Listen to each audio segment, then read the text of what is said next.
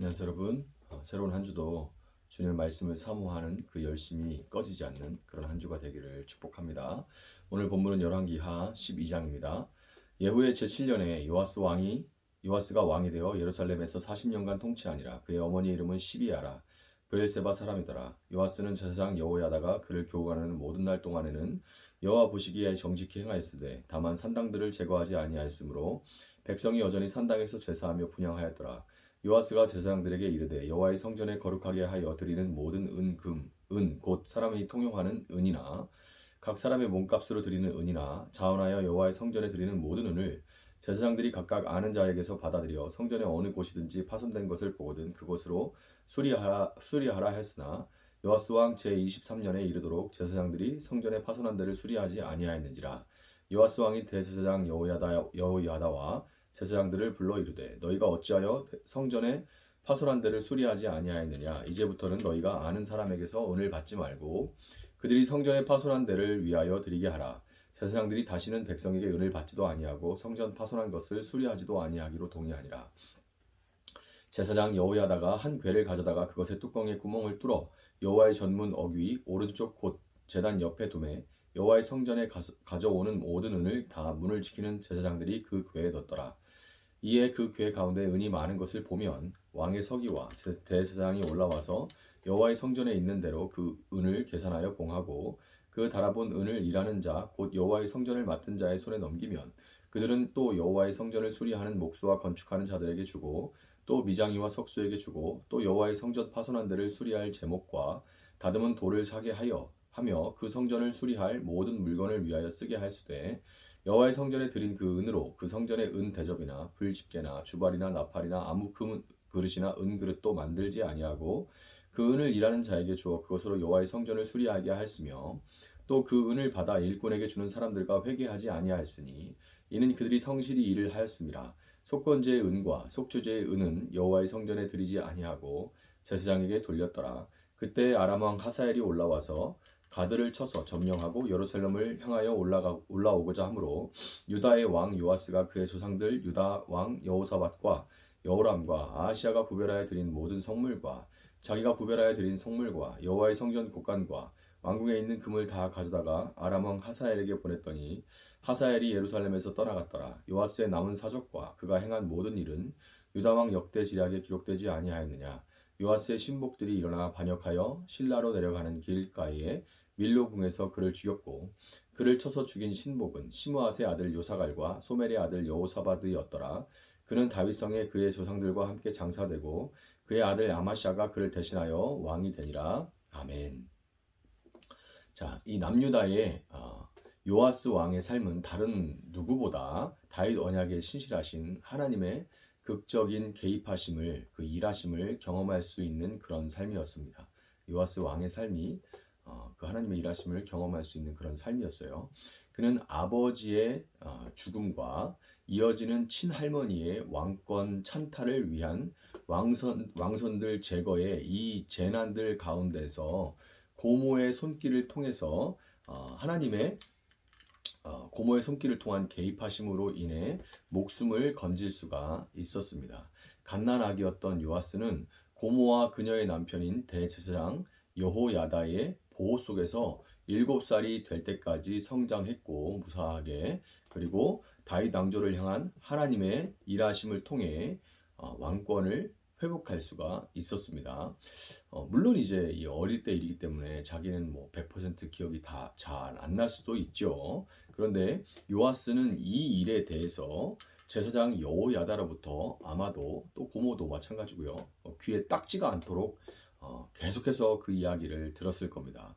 왕을 살리신 것은 전적인 하나님의 은혜이며 왕의 생명은 하나님의 것이니 오직 하나님의 법에 따라 하나님의 백성들을 돌보시고 이 땅이 하나님의 뜻에 의해서 다스려지는 하나님의 나라가 되도록 하는데 왕의 삶에 목적이 있습니다. 의미가 있습니다. 이렇게 계속해서 얘기를 해줬겠죠. 아버지와도 같은 삽시의 뭐 아버지와 형제들 전부를 잃어버린 삼촌들 뭐 다 잃어버렸잖아요. 그래서 뭐 이제 졸지에 이제 아버지와 같이 여기게 된 여호야다의 교훈 가운데 요아스는 요즘 말로 하면 주일학교를 잘 거쳐서 성실하게 거쳐오면서 소위 교회 오빠로 성장하게 된 것 같습니다.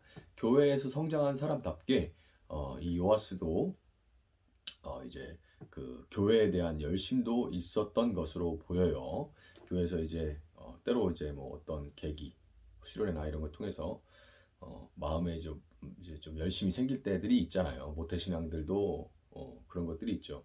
아주 어렸을 때부터 주일학교를 쭉 거쳐오면 그런 기억들이 있지 않습니까? 그래서 이런 열심들 때문에 솔로몬 성전 건축 이후에 100여 년이 지났고 그리고 바알의 진심이었던 이 아달랴를 거쳐오면서 성전이 낡고 이곳저곳 무너져서 보수가 필요한 그런 상황에 이 요아스가 교회를 위한 성전을 위한 마음을 품게 되어 왕으로서 요아스는 제사장들에게 여호와의 성전에 드리는 모든 은을 성전의 어느 곳이든지 파손된 것이 보일 때마다 그것을 수리하는 데 사용하라 라고 이렇게 지시를 내렸습니다. 여호와의 성전에 드리는 은은 20세 이상이 넘는 장정들에게 받는 성전세와 그리고 장자나 서원한 자의 몸값으로 드리는 은 그리고 자원하여 드리는 은, 뭐 이런 여러 종류의 은을 드리는 그런 일들이 있었어요. 그래서 제대로만 이렇게 은이 드려진다면 상당한 양의 은이 모아지는 것이 당연한데 어찌된 영문인지 요아스 왕 제23년, 즉 7세였던 7살이었던 요아스가 30살이 될 때까지 성전 보수가 진행이 되지 않았습니다. 물론 이 명령을 뭐 한 20세쯤 한 25세쯤 뭐 이렇게 내렸겠죠. 그러니까 몇 년 동안 이제 이루어지지 않았다는 얘기인 거예요. 본문 7절에서 요아스 왕이 이제부터는 너희가 아는 사람에게서 은을 받지 말고 라고 말을 한 것과 16절에 속건제의 은과 속죄제의 은은 여호와의 성전에 드리지 아니하고 제사장에게 돌렸더라 라는 이런 말을 볼 때 아마도 여호사밧이 아합 가문과 사돈을 맺은 이래에 남유다의 바알 신앙이 퍼져 나가면서 성전의 수입이 급속하게 줄어들었던 것으로 보입니다. 지금으로 말하자면 나라의 무속이 판을 치면서 교세가 자꾸만 줄어들어가는 것 같은 그런 상황이었던 거죠. 당시 제사장들은 지금은 뭐 일목이라고 해서 목사님들이 일도 또 하기도 하는데 그 당시 제사장들은 겸직도 못하는 상황이었으니까 여호람과 아하시야 그리고 아달랴를 거쳐오면서 하나님의 성전의 그 세락과 함께 제사장들의 생활고도 만만치 않은 문제였을 것으로 보여져요. 제사장들은 이제 들어오는 재물 그것으로 생활을 했었는데 그럴 수 없는 상황이죠. 그리고 그래서 교회 예산이 예배당 보수나 다른 일에는 전혀 쓰이지 못하고 조금이나마 들어오는 족족 전부 다 목회자의 사례비로만 쓰이게 되는 그런 악순환이 반복되었던 거죠. 이게 들어와서 좀 이제 지금으로 얘기하면 예배당도 좀 보수가 되고 뭐 온풍기 같은 것도 좀 사서 좀 추울 때는 틀어주고 여름에는 에어컨도 좀 틀어주고 이래야 되는데 그런 게 전혀 고장나도 보수가 안 되니 여름에는 더워 죽고 겨울에는 추워 죽고 뭐 이런 일들이 자꾸 벌어지니까 사람이 아무리 이제 성전에 가서 예배를 하려고 해도 너무 추워서 가기 싫은데 이렇게 되겠죠. 그런 악순환이 반복이 되는 겁니다. 성전 보수가 진행이 되지 않으면서 요아스 왕도 제사장들의 이런 사정을 알게 된 것 같아요. 이게 뭐 하기 싫어서 안 하는 게 아니라 들어오는 족족 아무 제사장도 무슨 사정이 있고 아무 제사장네도 애를 낳는데 뭐 이러면서 이제 막 거기로 사례가 가야지 뭐 이렇게 가다 보니까 조금 들어오는 은 갖다가 바로 그런 일들이 먼저 처리가 돼버리는 거죠. 그래서 왕도 이 일에 대해서 크게 문제를 삼지 않습니다. 뭐 그렇게 뭐 의도적으로 뭐 그렇게 하고 있는 게 아니잖아요. 그러니까 그게 크게 문제를 삼지 않고 다른 방안을 내요. 성전 문 어귀에 한 궤를 갖다 놓고 성전 보수를 위한 특별 건축 헌금을 걷게 된 겁니다. 걷어진 건축 헌금은 정확하게 성전 수리를 위한 재료와 목수와 건축하는 자들 그리고 미장이와 석수에게 전해졌고요.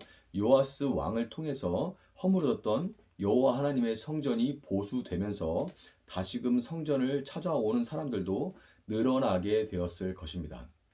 그 오빠 요아스가 큰 일을 한 거죠. 그런데 이 모든 일이 이게 너무너무 안타까워요. 이 모든 일이 다만 요아스의 실질적인 이 아버지 역할을 했던 또 영적인 스승이었던 여호야다가 살아있는 동안에만 있었던 일이라는 것. 이것이 너무너무 슬픈 일이죠.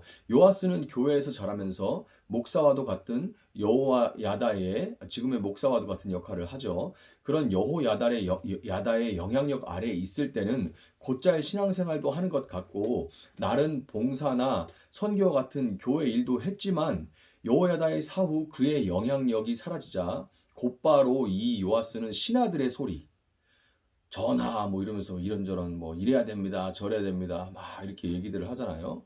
그 신하들의 소리 즉 세상의 소리에만 귀를 기울이고 그 영향력 하에 함몰되게 되었던 거예요.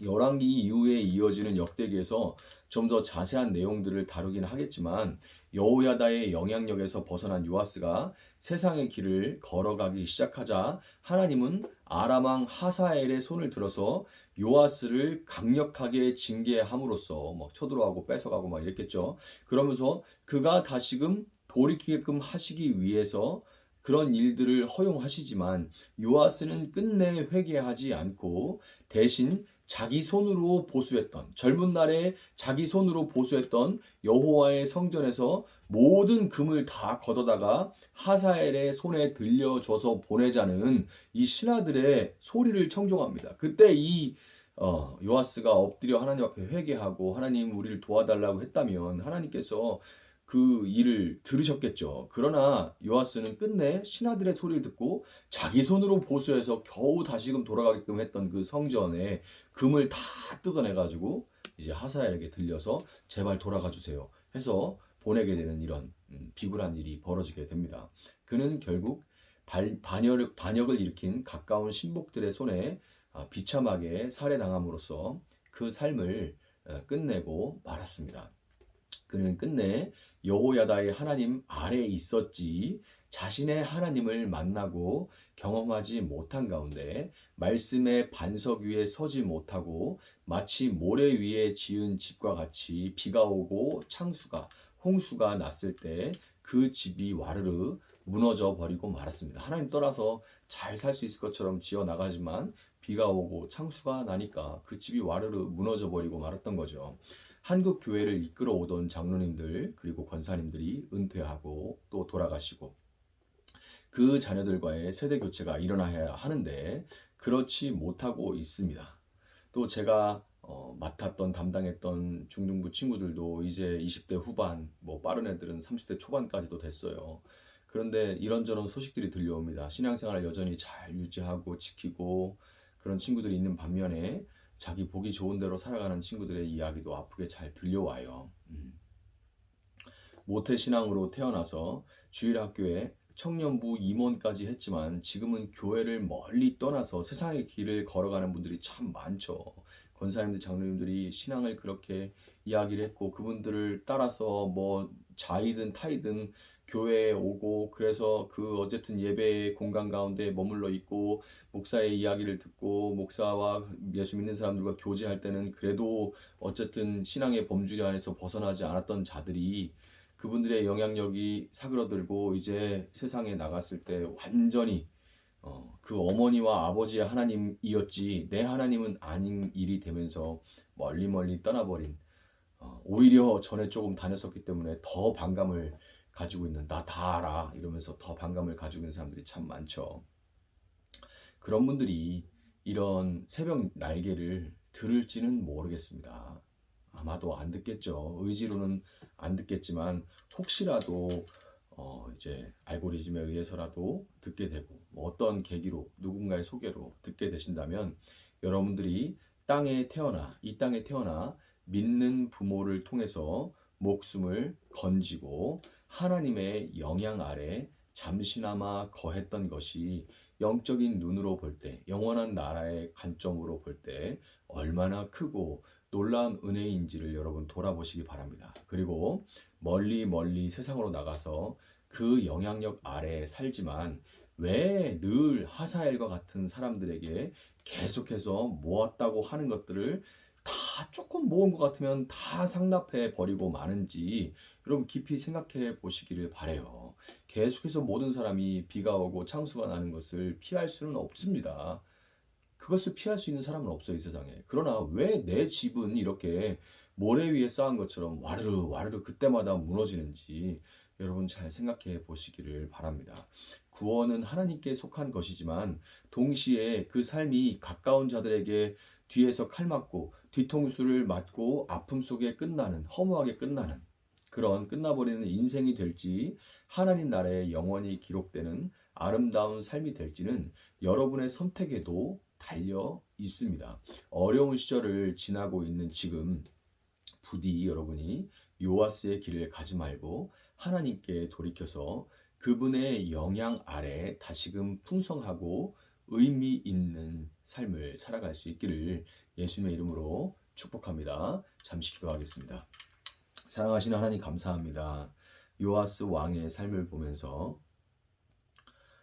한때에 하나님의 그늘 아래 머물다가 그 그늘 아래 머물도록 도왔던 사람의 영향력이 사라질 때 언제 그랬냐는 듯이 세상을 향해 눈을 돌리고 세상의 소리에만 귀를 기울이는 어리석은 모습을 보게 됩니다.